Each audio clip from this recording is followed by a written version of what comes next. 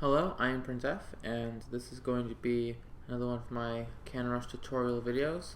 This time I'm going to be focusing on beginner mistakes, and this video is going to generally be focused on players who have minimal experience cannon rushing, so under 50 or 100 games of cannon rushes, which I imagine would be most of you.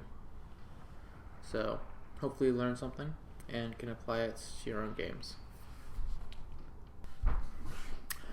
So here I have a replay of a couple players in my chat. Shafe here is a Zerg player. He has no experience cannon rushing. Burlachek is actually not a Terran player either, so he doesn't have much experience defending cannon rushes. So I figured this would be a good replay for demonstrating all the points I want to make regarding cannon rushing.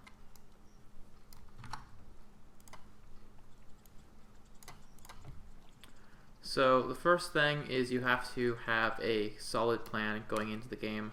Study every map that you don't veto, or at least every map that you plan to cannon rush on, and make sure you know that plan going into the game.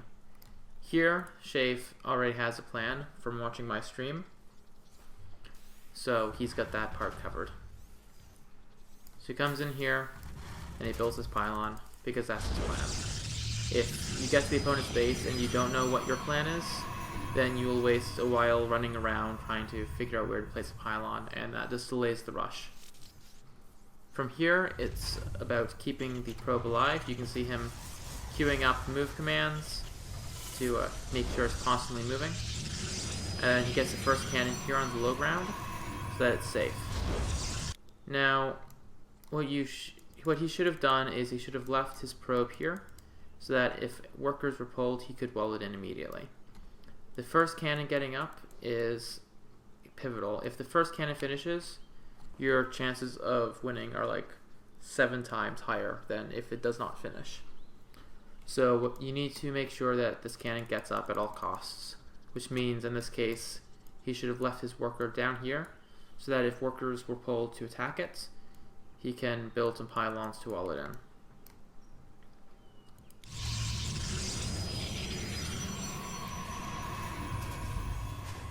Now it comes back to keeping probes alive, moving them around. Sometimes you will lose a probe to not paying attention. That's fine. Here, he sends his probe down here. This is a mistake. If Burlachek had immediately built a supply depot here, this probe would be locked out and this game would pretty much be lost. So you need to make sure that you always have a probe on the high ground if the opponent has a wall off, because if you get locked out, then you just lose the game. And then Shaif does something that brings me to another point, which is avoiding extraneous pylons. Pylons have 2 roles. They provide power and they provide walling. This doesn't do either of those. This pylon already provides all the power he will need, and there's no need to wall in this cannon because there's nothing trying to attack it. So this is just a waste of 100 minerals. And this also brings me to my next point, which is those minerals are very useful, but they're useful because they can be turned into cannons. Floating before this pylon went down 430 minerals is not normally ideal. You can just immediately start building additional cannons here. If you ever have money, you should just build cannons. As long as you don't miss the cancels, it will almost never be bad. So here, again, 300 minerals. He had 450 and he threw it on 1 cannon. He could have thrown down 3, and that would have been better. Instead he continued floating money. Second cannon, still floating 200 minerals. As with a macro game, money that is unspent is wasted. Basically, he's just removing 200 of his own minerals here and handicapping himself. So let's pretend that Burlachek had pulled SCVs to attack this cannon, and this pylon was necessary to build for walling purposes. If you need to build this pylon, then if you're given the opportunity, cancel it, because that's 75 minerals that you get back, which is a lot. So is often necessary to build pylons for walling purposes, and often you can then get away with canceling them and getting the money back. So basically they're free if you cancel them.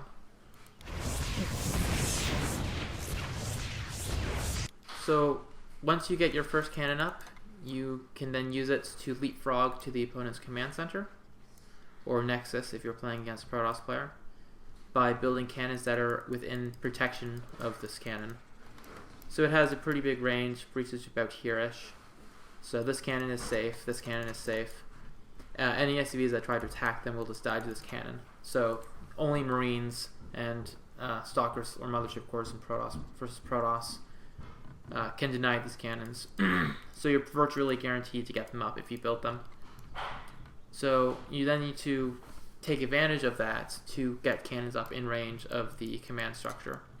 These cannons are not well placed because they don't accomplish anything. This cannon already guards the ramp and will eventually kill this depot and force the barracks to lift. So any more cannons accomplishing that are extraneous. Building a cannon here is actually no safer than building a cannon here because it'll be protected by this cannon in both spots. And in both spots it can be attacked by Marines without the Marines dying to the cannon. So in that case you should build your cannon as far forward as you can, so that way it's in range of the command center, instead of building it here unnecessarily.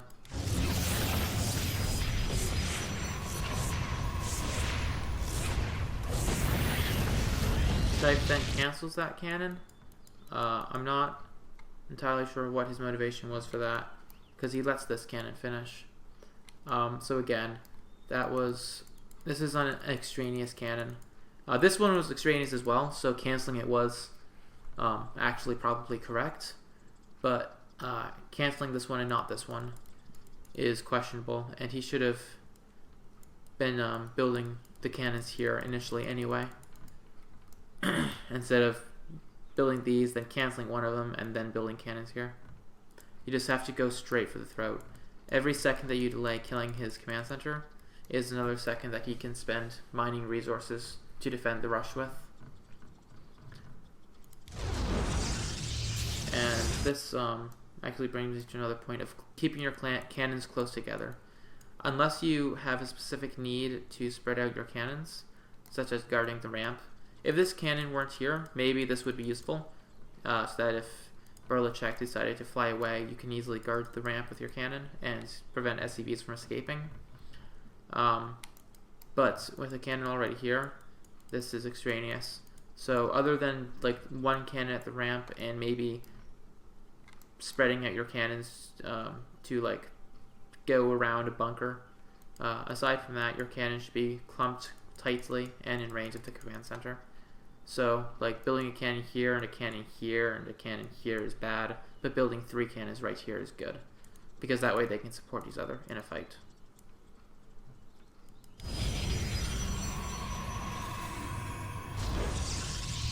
And this brings us to another point, similarly to this one. Don't overbuild pylons. This pylon, again, accomplishes nothing. This pylon already reaches to like here. You can build probably 6 cannons in range of the command center with the power it provides.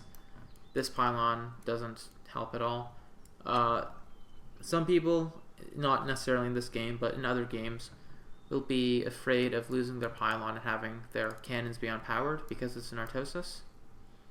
Generally, paranoia pylons are not necessary.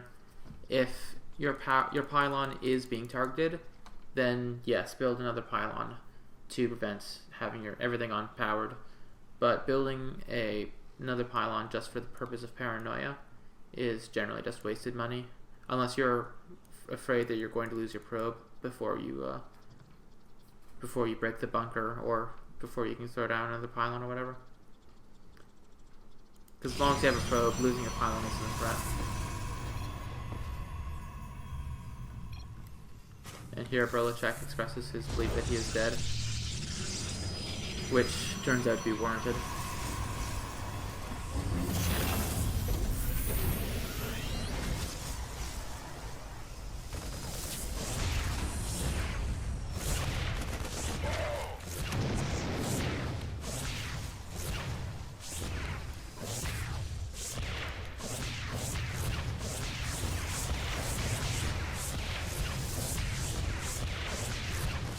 here. So this cannon automatically starts attacking the refinery because it's closer to it. When you're cannon rushing, if you have the APM available, you should always hotkey your cannons. Put them on a primary army group or on a specialized cannon group, on a production group, whatever the hell you want. Just make sure they're hotkeyed somewhere so you can target fire with them easily. If you have them hotkeyed, you can just tap the hotkey and then tell it to not waste its time shooting the refinery. There's a trick that I went over in one of my mechanics videos where you select the cannon, right click on what you want to shoot, and then press stop. That will cause it to shoot whatever you told it to shoot, but if something threatening comes into range, it will switch targets. So if you just right click on the command center and a marine comes up and shoots the cannon will just keep shooting the command center. But if you right click and then hit stop, then it will shoot the command center until the marine shows up, at which point it will start shooting the marine.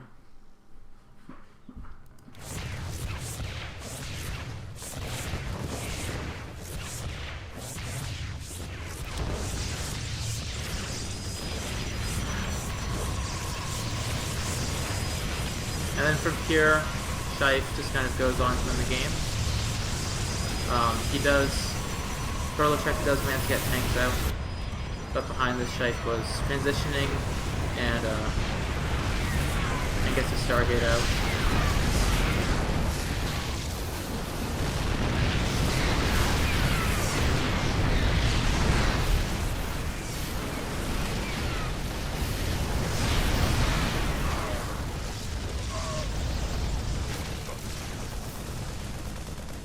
However, something important that I want to note is that even if Shife had lost the game, the worst thing for him to do would be to think to himself, my opponent knew how to defend a cannon rush, there was nothing I could do, so I lost the game because my opponent isn't a noob and knows how to defend cheese.